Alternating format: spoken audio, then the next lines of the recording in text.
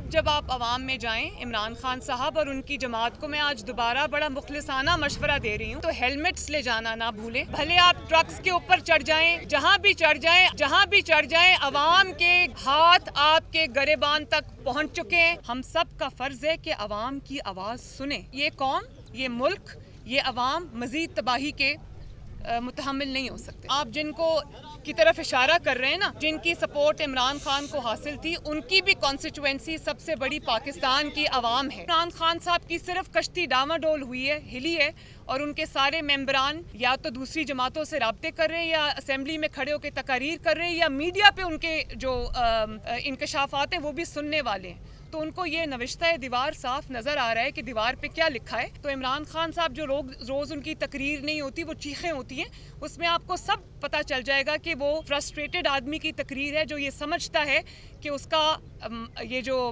Present है वो तो ख़त्म हो ही गया, उसका मुस्तकबिल भी कोई नहीं। और एक बात ये भी मैं आपको बता दूं कि जितने भी उनके इत्तेहादी हैं, एलाइज हैं, इमरान खान साहब की नाकामी का, नाअहली का, नालायकी का, तारीखी नाकामी का बोझ लेकर उनके इत्तेहादी मैदान में नहीं जाएंगे, इलेक्शन के मैदान में नहीं उतर सकते, उनके MNAs नहीं उतर सकते, उनके MPAs नहीं उतर सकते। और इस बात का इदराक उनके MNAs और MPAs को है।